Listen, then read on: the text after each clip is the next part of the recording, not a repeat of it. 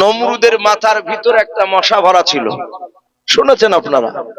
যুদ্ধ করতে গিয়ে হাত এভাবে মারতে যার অমনি ন্যাংরা মশা, একটা পাখার একটা তার ট্যাং পোড়া ছিল। তফসিরে লিখেছে ফেরাউনের নাকের ভিতর দিয়ে একদম ওই নমরুদের নাকের ভিতর দিয়ে মগজে বসেছিল। 12 বছর ধরে বাপজি মশা ওই মগজ থেকে বার হয়নি। 12 বছর ধরে বাপজি কামড়াইছো, তা সব সময় কামড়াতো না। যখন মাজুমাতে নমরুদ ভাষণ দিত, মাজুমা দারুণ জমে গেছে, আর কুটুস করে কামড়াইতো, কারণ উল্টে পড়ে যে এই মার এই মারিয়া বাপজি তার মাথা যন্ত্রণা কমাতে পারত না, চুল টানতো। তো ওই ফেরাউনের একটা কাছের লোক একদিন বলেছিল, নমরুদের কাছের লোক, ভাই ওগো বাদশাহদার, পৃথিবীর অনেক ডাক্তারকে দেখালেন, কবিরাজকে দেখালেন, কারো শুধু কাজ হয়নি, আমার এই ডান পায়ের জুতিটা দিয়ে একটু মারেন দিন আপনার মাথায়। যাহাতে নমরুদকে বলিয়েছে, নমরুদ বলে এত বড় শয়তান, তোর জুতি আমার মাথায় মারতে বললি? নমরুদ বলে একে ধর, ধরে এক্ষুনি জবাই কর, জবাই কর। সাথে হাতে বাপজি তাকে জবাই করে ফেললো। কিন্তু এই যে জুতিয়ে খানা বাপজিকে মারতে চাইছে, জুতাটা কিন্তু বাপজি আলাদা জায়গায় রেখে দিয়েছে। সঙ্গে সঙ্গে বাপজি এই মানুষ সবাই অবাক, ভয় আর কিছু বলে না। এভাবে বছর খানিক পার হলো। কিছু লোক বললো, বাদশাহ বহুই তো ডাক্তার দেখালে নমরুদকে, ওই লোকটা বলিয়েছিল যে জুতিয়া মারো ভালো হয়ে যাবে। তো আর জুতিয়াটা তো এখনো রাখা আছে রাজ দরবারে, ফেলে তো দেন। ওই জুতিয়াটা দিয়ে একবার বাড়ি মেরে দেখলে হয়তো না কম তো কিনা। তো মেলা লোকই বললো যে বাদশাহ কথা মারিয়ে ফেলাচ্ছে, একটু দেখেন ওষুধ হলেও হয়তো পারে। সঙ্গে সঙ্গে বললো যে তাহলে জুতিয়াটা লিয়ে জুতি দিয়ে হাতে একবারে খটাস করে মারিয়েছ ওর মাথাতে। তার আগে বাপজি জুতিয়া মারিয়েছিল না, এমনি চুল টুল ধরে টানতো, যাহাতে জুতার মারি মেরেছে, আর একটু ব্যথা কমে গেছে, আবার মারছে, আবার একটু কমেছে। এইভাবে মারতে মারতে মারতে মারতে মারতে যখন 101 বাড়ি মারলো, তখন একদম মাথার যন্ত্রণা তখনকার মধ্যে একদম ভালো হয়ে গেল। ফেরাউন নমরুদ বলছে, আরে ভাই এত আমার জানা ছিল না, এই জুতিয়ে ওষুধ আমার। দেবের বললো যে একটা লোক এই জুতিয়ে গলায় দড়ি দিয়ে ঝুলিয়ে রাখো, আমার সাথে হাতে বেড়াবা, যখনই মাথার যন্ত্রণা উঠবে এই জুতি দিয়ে 101 বাড়ি মারবা। তাফসীরে লিখেছে আল্লাহ বলছেন ইব্রাহিম নবী আলাইহিস সালামকে, আমি তার শয়তান বাদশাহকে আমি 12 বছর ধরে এই জুতে পিঠা খাওয়াছিলাম তাকে। লাস্টে যেদিন বাপজি মারা যাবে সেদিন 103 বাড়ি মেরিয়েছে, আর মাথার খুলি ফেটে গেছে। ফুরুত করে দেখছে ওই ন্যাংরা মশা বেড়ে আকাশের দিকে উঠে চলে গেল। বাপজি এই নমরুদের বাপজি এই জিতে মারা হয়েছিল, আর ফেরাউনেরও বাপজি তার মাথা তো বাপজি কোন কোন তফসির কারণ লিখেছেন তার মাথা তো জিতে মারত ওই যন্ত্রণা কমানোর লেগে। এই ফেরাউনের 12 বছর ধরে বাপজি ব্যথা ছিল।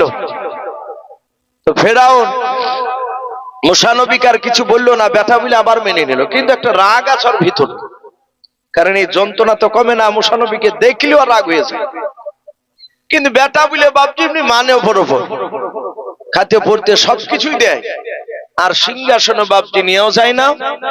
আর বাড়িতে গিয়ে এসে মুসাকে যে বাপজি ওই চড় মারার আগে যে মুসা নবীকে কোলে নিত, এই কোলে আর নেয় না, ভালো নজরই দেখে না।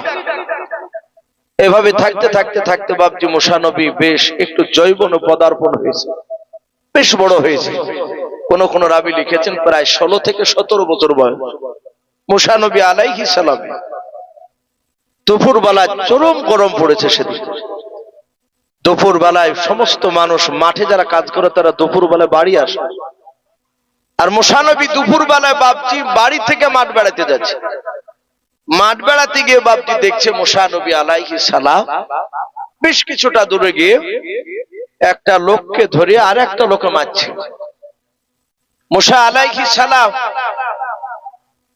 তাকে কাছে গিয়ে দেখছেন যাকে মারছে সেই লোকটা ছিল বানি ইসরাইল বংশের লোক, মানে মুসা নবীর বংশের। আর যে মারছে সে ছিল ফেরাউনের বংশের লোক, কিপ্তীয় বংশের লোক। মুসা নবী যে লোকটা মারছে তাকে যে বলছে ভাই এইভাবে তুমি মারছো, এই তো শেষ হয়ে যাবে, এই এত বড় ভারী বোঝা পারবে না, ওকে অর্ধেক করে দাও। লোকটা মার কাছে বললো, ওগো বাদশাহ নামদারে ছিলেও, ও মুসা, এই লোকটা তোমার আব্বা এই লোকটাকে চাকরি দিয়েছে, এই লোকটা তোমার আব্বার বংশের লোক, এই বোঝাটা আমি একবার নিয়ে যেতে পারবো না বলছি, কিন্তু শুনে নাই। আমি বললাম দুইবারে দাও, নিয়ে যাব, বলে না একবারে নিয়ে যেতে হবে। মুসা নবী বোঝার দিকে তাকে বলে, ভাই এত বড় বোঝা পারবে না, তুমি দুবার নিয়ে যেতে দাও। মুসা নবীর দিকে চোখটা গরম করে বলল, ও রাজার ছেলে, বাদশার ছেলেও, এখানে তোমাকে নাক গলানো লাগবে না, যেদিকে যাচ্ছ সেদিকে যাও। কিন্তু প্রথমে বলেছিলাম বাবা, মুসা নবী অত্যন্ত জিদাল রাগীর নবী ছিলেন। আল্লাহর নবী মুসা বলেন, তুমি আমার দিকে চোখ রাঙা করে তাকালে, বলে হ্যাঁ।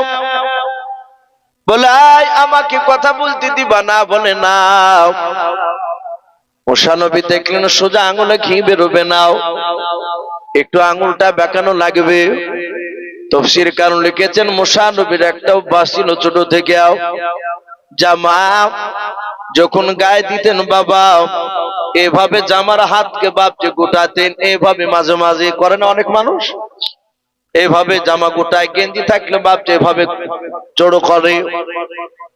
মুসা নবী এইভাবে বাপজি হাতটা গুটে বলে, ভাই তুমি আমার কথা শুনবা না?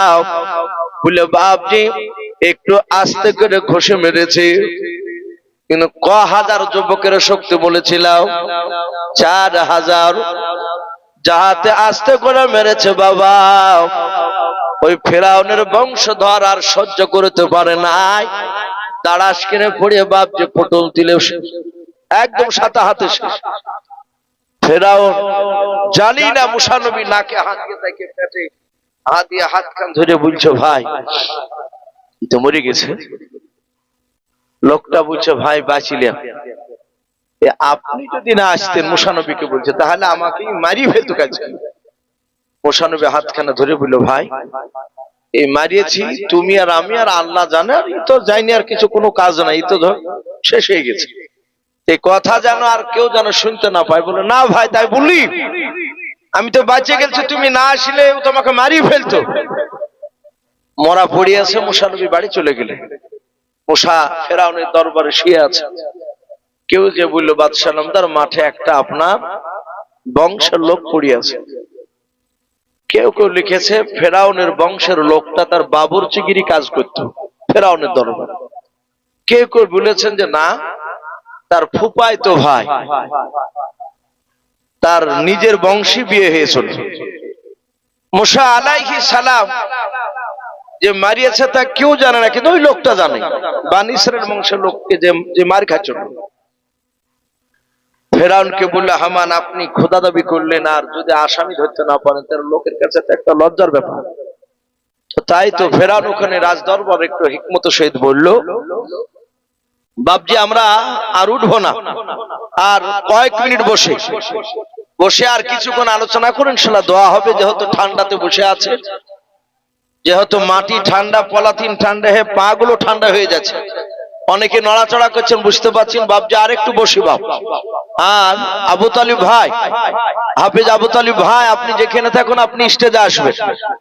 ভাই আমি বলছিলাম হযরতে মুসা যে আসামিটা ফেরাউন জানে না।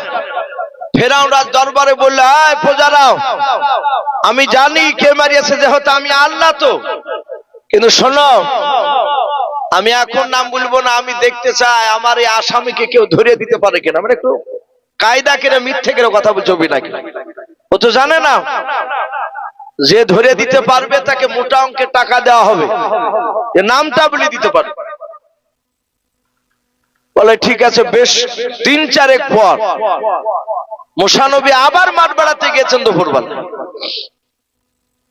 যা দেখছে বাপজি ওই মাঠে অন্য জায়গাতে ওই লোকটাকে মারছে যে লোকটাকে 3-4 দিন আগে মেরিয়েছিল, ওই লোকটাকে আর একটা লোকে মারছে, মানে যে মারছিল তার আগে সে তো বেঁচে নাই, আর একটা নতুন লোক ওকে মারছে।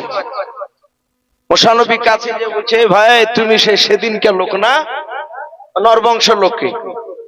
তো বলছে হ্যাঁ ভাই। আরো মারছে চাবুক দিয়ে, লাঠি দিয়ে। মুসা আলাইহিস সালাম এইভাবে জামাটাকে গুটিয়ে বলছে, এই আচ্ছা তোমাকে কি রোজ রোজ পাই? এই রোজ রোজ পাই বলে বাবা হাত গুটাইছে, আর ও ভাবেছে যে গত এর আগে যখন মারিয়েছিল হাত গুটিয়ে মারিয়েছিল, সাথে হাতে মরে গেছিল। তাহলে একেও যদি আপনার কিছু না বলা যায়, ইও তো হাত গুটাচ্ছে, তাহলে তো আমাকে মারবে। যাহাতে বাপ যে আপনার হাত গুটাচ্ছে, মুসা আর অমনি বলছে, এই মুসা, তুমি সেদিন ওকে কি এক ঘুষি মেরে মেরে ফেলাইছো, তাই বলে আজ আমাকে মেরে ফেলবা নাকি? যাহাতে আই বলেছে, আর অমনি যে মারছিল সে বলছে, এই মুসা, তাহলে তুমি আসামি, রাজার ছেলে তুমি মারিয়েছিলে। অমনি লাঠিকে ফেলি দে, এই তো মুসা নবী ডাক দিয়ে বলেন, গো ভাই, আমি গতকালকে নাই গত কয়েকদিন আগে বলেছিলাম এই কথা তুমি কাউকে বলবা নাও, কিন্তু তুমি শোনো নাই, শুনে নাও, তুমি কেন নামটা করলে বলাও। মুসা নবীর পা ধরে কাঁদেন আর বলেন, গো ভাই, কয়েকদিন আগে তোমার হাত গুটে তোমাকে মারতে দেখেছিলাম, ও চিরতরের মতো দুনিয়া ছেড়ে দিয়েছে। তুমি এখন যখন হাত গুটাছিলে আর আমার ওই কথা মনে পড়ে গিয়ে আমার কলিজা শুকে গিয়েছিল, আমার মনে হয় তুমি আমাকেও মারি দিলে আমিও মরে যেতেও। ভাই মুসা, আমি ভয় নামটা করে দিয়েছি, আর জীবনে করবো না। বলার না করলো তার বাঁচতে আমিও পারছি না। ওরে ভাই, আগামী কাল থেকে তোকে মারলে আর কেউ মিশরের লোকেরা কেউ তোকে বাঁচাবে না। বলে ভাই কোথায় যাবা, তুমি কি থাকবে না ফেরাউনের দরবারে? বলে নাও, ফেরাউন আমার উপর চরম রাগ রয়েছে, যেহেতু আমি চড় মেরেছি এখনো তার ব্যথা আছে। ওগো ভাই, আর আমি বাড়ির দিকে গেলাম না, মাঠ থেকে আমি সামনের দিকে আমি দৌড়াতে লাগলাম। ফেরাউনের লোকেরা দৌড়াতে লাগবে, ফেরাউন বলে ধরে নিয়ে আজকের আসিয়ার কথা শোনা যাবে না। আই ধর, মারতে দৌড়ে গিয়েছে, ওকে ধরে নিয়ে তাতে জবাই করে ফেলবো। কিন্তু মুসা নবীকে বাপজি তারা কেউ ধরতে পারলো না। মুসা নবী একাই ছেলে মানুষ, বাপজি দৌড়ে বাবা কিতাবে কোরআনে পাওয়া যায়, মুসা নবী ফেরাউন যে এলাকা নিয়ে বাদশা ছিল, ওই এলাকা পার হয়ে নতুন একটা এলাকা চলে গিয়েছিল। যে এলাকা চলে গিয়েছিল কোরআনে ওই দেশটার নাম মাদয়ান শহর লেখা আছে, বলুন সুবহানাল্লাহ। মাদয়ান যাকে মাদাইন বলা হয়, ওই মাদাইন শহরে মুসা নবী পয়গম্বর চলে গিয়েছে। সূর্য তখন বাবা লালি দেখা দিয়ে চড়বে না। মুসা নবী একটা খাজুর বাগানের গুড়িতে, খাজুর গাছের বাগানে এক সাইডে দাঁড়িয়ে, মুসা নবী ঘন্টা খানিক দূরে দাঁড়িয়ে থাকার পর হঠাৎ করে লক্ষ্য করে দেখেন বাবা, ওই বাগানের ওই পাশে একটা নাই দুটো মহিলা, দুটো ছোট ছোট বাচ্চা মেয়ে, তারা দুই বোনে দুটো ছাগল নিয়ে তারা দড়ি বেঁধে নিয়ে দাঁড়িয়ে আছে।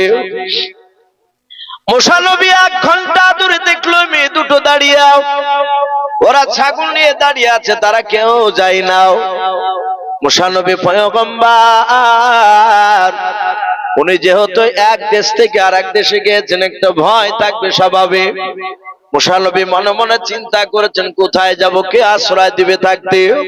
মুসা নবী মেয়ে দুটোকে দাঁড়িয়ে দেখতে দেখে বলল, গো বল, আমি অনেকক্ষণ ধরে লক্ষ্য করে দেখলাম এখানে দাঁড়িয়ে আছে, আমি দেখলাম তোমরা দুজন 1 ঘন্টা খানিক করে দাঁড়িয়ে আছো, দুজন দুটো ছাগল নিয়ে, ব্যাপারটা কি বাড়ি কেন যাও না? মুসা নবীর দিকে এইভাবে একবার তাকানোর পর ওই মেয়ে দুটার মুসা নবীর দিকে তাকালো না। এইভাবে ভাবি অন্যদিকে মুখটা ফিরে নিয়াও। মুসা নবী পেছনে দাঁড়িয়ে ডাক দিয়া বলল, গো ভাই আমরা দাঁড়িয়ে আছি এভাবে প্রতিদিন দাঁড়িয়ে থাকে। বলে কেন দাঁড়িয়ে থাকো, বাড়ি যাও না? বলে যাই। বলে কখন যাবা? বলে রাত্রি হয়ে যাবে। বলে কেন রাত্রি হবে? বলে আমাদের ছাগল দুটোকে পানি খাওয়ানোর জন্য দাঁড়িয়ে আছে। বলে পানি কেন খাওয়াতে যাও নাই? বলে ওই দেখেন দূরে দেখতে পাচ্ছেন যুবক ছেলেদের চেঁচামেচি। বলে হ্যাঁ। বলে ওখানে সব ছেলেরাও আমরা মাঠে ছাগল চড়াচ্ছিলাম, বেটা ছেলেরা সবাই মিলে ওইখানে ঝর্ণা রয়েছে। বলে হ্যাঁ, ওই ঝর্ণায় সব ছেলেরাও শক্তি প্রয়োগ করে যে যেমন পারে আগেও সে সেইভাবে ধাক্কা ধাক্কি দিয়ে তারা ছাগল পানি খেয়ে নিয়ে বাড়ি যায়। আমার আব্বা বলেছেন বেটা ছেলেদের মধ্যে হুড়াহুড়ি করতে যাবা না। সব বেটা ছেলে যখন পানি খেয়ে নিয়ে বাড়ি চলে যায়, আমরা সবারই পেছনে অপেক্ষা করতে করতে দেখা যায় রাত্রি হয়ে যায়, কোনদিন এশা পর্যন্ত হয়ে যায়। ওগো ভাই এই জন্য আমরা দাঁড়িয়ে আছি। মুসা নবী বললেন, বোন কিছু যদি মনে না করো। বলেন কি করব না? বললাও কি বলতে চাও? বলে তোমাদের ছাগল দুটো দিলে আমি একটু পানি পান করে নিয়ে এসে দিতে পারি। বলে তাহলে তো উপকার হয়। মুসা নবী দুই মেয়ের কাছ থেকে বাবা ছাগল দুটোর দড়ি ধরে নিলেন।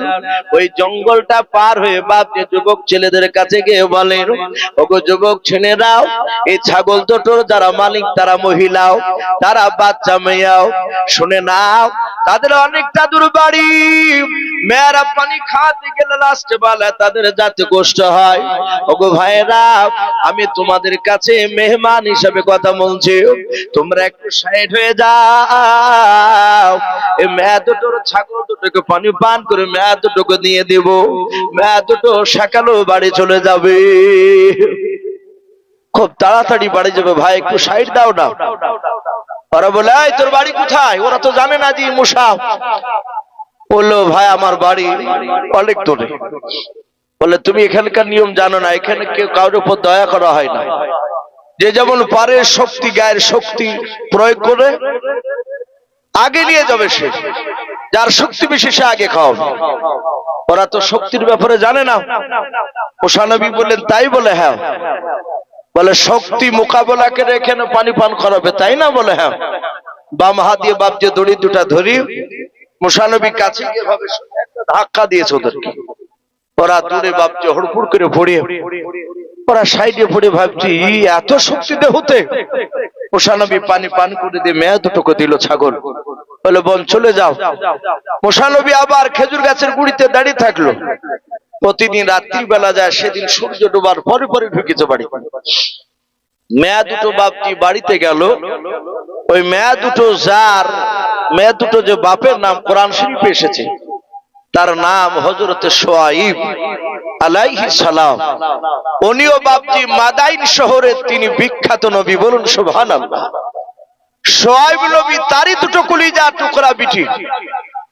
বিটিদেরকে সেদিনকে আগে যেতে দেখে বলছে, বিটি প্রতিদিন তো এরকম আগে আসো নাই, আজকে আগে এসেছো, ব্যাপারটা কি? মেয়ে দুটো বলেছে, নগা বাজার আজকে আমাদেরকে একটা যুবক পানি পান করে দিয়েছে ছাগলকে। সমস্ত ঘটনা এখনই বললাম। ওই মেয়ে দুটো বলেছিল, আব্বা জান আমরা দেখলাম ওই যুবকটার এত সুন্দর চেহারা, একবার দেখেছে আব্বা, যেহেতু আপনি বলেন পুরুষের দিকে বেশি করে তাকাতে নাই। কোন কোন মুফাসসিরিন কেরাম লিখেন সব নবী জামানায় পর্দার বাপ যে আইন ছিল, তখন 5 ওয়াক্ত বাপ যে নামাজ ছিল না। 5 ওয়াক্ত নামাজ আপনার আমার নবীর জামানায় হয়েছে। মেরাজের রাত থেকে ফিরে এসে 5 ওয়াক্ত নামাজ ফরজ হয়েছে বাবা। আল্লাহর নবী জনাব মুহাম্মদ রাসূলুল্লাহ সাল্লাল্লাহু তাআলা আলাইহি ওয়াসাল্লাম বলেন, মুসা নবী পয়গম্বরের চেহারার কথা যখন সব নবী শুনলেন, ডাক দিয়ে বলে, বিটি তাদেরকে চিনো, তাদের বাড়ি কোথায়? বলে আব্বা আমার মনে হয় তার বাড়ি আমাদের দেশে নাই, মাদানী শহরে। নিশ্চয় কোন বিদেশ থেকে এসে রাস্তা ভুলে গিয়েছে। বলে মা ওই ছেলেটা চলে গিয়েছে না দাঁড়িয়ে আছে? বলে আব্বা দেখলাম গাছের গুড়িতে দাঁড়িয়ে আছে। বলে মা তোমরা আমার দুই বিটি দৌড়ে গিয়ে যা যুবকটাকে ডেকে নিয়ে এসো। মুসা নবী দাঁড়িয়ে আছে, আবার মেয়া দুটি এসে বলেছিল, গো যুবক ভাই, তোমাকে আমার আব্বা ডাক দিয়েছে, আমাদের সঙ্গে চলাও। মুসা নবী মনে মনে ভাবছেন, মনে হয় বেকায়দায় পড়ে গেলাম, পানি পান করাতে গিয়েও দেখে যায় আল্লাহর উপর ভরসা করে বাপজি যেতে লাগলেন। মুসা নবী বাবা সব নবীর কাছে বাপজি যাওয়ার পর সব নবীকে বাপজি বসতে বললেন। সব নবী বাপজি মুসা নবীকে সালাম দিলেন। উনি সালাম উত্তর দিলেন, ডাক দিয়ে বলেছিল, বাবা তোমার নাম কি? মুসা নবী ডাক দিয়ে বললেন, আমার নাম মুসা। হযরত সব নবী সিংহাসনে বসেছিলেন, ডাক দিয়ে বলে, বাবা তোমার বাড়ি? বলে, আমার মিশরের মধ্যে ফেরাউনের এলাকায় আমার বাড়ি। বলে, শুনে নাও, তুমি কোন বংশের মুসা? আল্লাহর নবী মুসা ডাক দিয়ে বলেন, ওগো চাচা, আমি বানি ইসরাইল বংশের মুসা। বলুন সুবহানাল্লাহ। যাহাতে বানি ইসরাইল বংশের মুসা বলেছেন মুসা। সব নবী সিংহাসন থেকে দাঁড়িয়ে গেলেন। দাঁড়িয়ে গিয়ে মুসা নবীর হাতখানা ধরে বলছেন, বাবা তুমি আমার এই চেয়ারে সিংহাসনে বসো। উনি জানেন, বুঝতে পেরেছেন এই যেমন তেমন নবী হবে না।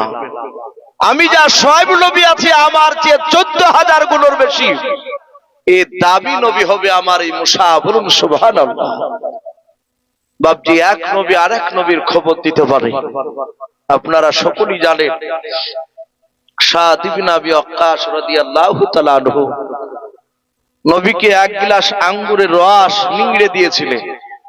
যেদিন তায়েফ নগর থেকে মার খেয়ে এসে একটা খাজুর গাছের গুড়িতে নবী কাঁদছিলেন, আর ওইখানে রসুলের পেছনে আঙ্গুরের বাগানে ওই যুবক সাদ ইবনে আবি ওয়াক্কাস কাজ করছিলেন। নবীর কান্না দেখে মাথা উঁচু করে দেখলো, আরে এই লোকটাকে এত কষ্ট দিয়ে মেরেছে। এক গ্লাস রস নিংড়ে নিয়ে গিয়ে আল্লাহ রসুলকে বলছেন, যুবক আমি তোমাকে চিনি না, কিন্তু তোমাকে যারা মেরেছে এটা মানুষের কাজ করেনি, অমানুষের মতো কাজ করেছে, অন্যায় করেছে। মানুষ মানুষ এভাবে মারতে পারে? যারা বাপজি দেখছেন, আপনার ইউটিউবে সব খবর দেখছেন, আমাদের মুসলমান বাইরে কাজে গেছে কিছু মানুষ, সবাই না, এক ধরনের কিছু কুলাঙ্গার রয়েছে, তারা অমানুষ দেখতে মানুষের মতো। তারা নাম ধরে, নাম শুনে, মুসলমান নাম শুনলে তাদেরকে কষ্ট দিয়ে দিয়ে মারছে। দেখছেন আপনারা অনেকেই বাপজি দেখেছে। তারা মানুষ নাই, তারা উলাইকা কালা নাও, তারা চতুষ্পয় জানোয়ারের চেয়েও বাপজি তারা খারাপ।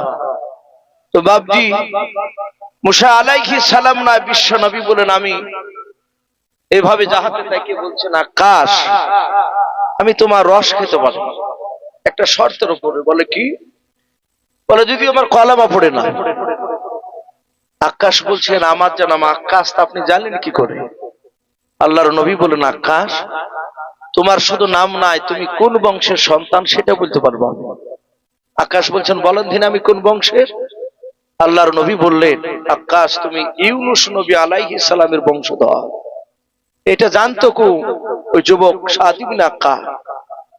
বলে, আই যুবক, তুমি জানলে কি করে আমি যে ইউনুস নবীর বংশের সন্তান? আল্লাহর নবী বললেন, যুবক আমি যে কোনো লোক নয়, আমি পয়গম্বর নবী রাসূল। এক নবীর খবর আর এক নবী দিতে পারে। জোরে বলুন সুবহানাল্লাহ। বাপজি সব নবী আলাইহিস সালাম মুসা নবীকে থাকতে জায়গা দিলেন। রাত্রি প্রায় বাপজি আপনার 10টা বেজে গেল, যেহেতু ঠান্ডা রাত্রি। আবু তালিব ভাই তো বলছিলেন যে ভাই মানুষ মনে হয় একবারই পাওয়া যাবে না, যেহেতু ঠান্ডা রাত্রি। তো আলহামদুলিল্লাহ যথেষ্ট মানুষ বাপজি আপনারা জমে গিয়েছে। আমরা সকলে বাপজি দোয়ার আশায় বসে আছি। প্রতিটা বাপজি ভাইকে বলবো, নবীদের কথা, সাহাবাদের কথা, আল্লাহ রসুলদের কথা, ঘটনা শুনলে ইমান বাপজি তাজা হয়, মনটা ভালো লাগে। নবীদের কথা শুনতে, রসুলদের কথা, সাহাবাদের কথা শুনতে ভালো লাগে। জান্নাত জাহান্নামের কথা বাপজি শুনতে ভালো লাগে। আমি প্রতিটা বাপজি ভাইকে বলবো, বক্তব্যের বিষয় আমাদের সারমর্ম হচ্ছে বাপজি 5 ওয়াক্ত নামাজ পড়া।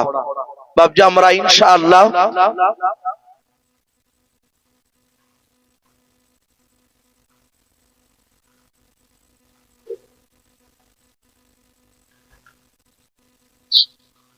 যাক ভাই আর মিনিট 15 একটু আলোচনা করি, মানে ওদিকে এখনো কমপ্লিট হয়নি। হ্যাঁ, একটু আমরা দোয়া করতে করতে হয়ে যাবে ইনশাল্লাহ। আর মিনিট 20-15 একটু আলোচনা করি, তারপরে ইনশাল্লাহ দোয়া হবে। যেসব বাবজু ভাইরা মাইকের আওয়াজ শুনছেন, ভাই আমরা একটু দোয়া তো শরীক হবো। এ দেখেন সামনে বাবজি বসে আছেন, এক রাত কাটিয়ে এসেছি বাবজির বিছানায় পাশি। আপনারা অনেকেই মনে হয় এখান থেকে গিয়েছিলেন, অনেক লোক ছিল আপনাদের এই মদনপুরে, যে হয়তো সাদেক মৌলানা সাহেব ছিল সেই ইজতেমা। বাবজি এই ঠান্ডা, এত কি ঠান্ডা, ওই ঠান্ডাতে বাবজি কেউ 3 রাত, কেউ 4 রাত এভাবে বাবজি, কেউ 1 মাস আগ থেকেও আছে ওখানে। শুধু একটাই আশা নিয়ে বসেছিল বাবজি, শুধু দোয়া। যারা দোয়া করে এসেছে তারা দেখেছে বাবজির লোক ইজতেমার, আর যারা দোয়া করে আসেনি তাদের সামনে এখন আলোচনা করছে, অনেকে বিশ্বাসই করছে না, বলে লোক দেখেছি ভাই, যা বুঝছেন ওরকম তো দেখতে পাইনি। ও যা দোয়ার আগে যা লোক দেখেছিল তার মনে হয় 14 ডবল লোক দোয়াতে বেশি হয়েছিল।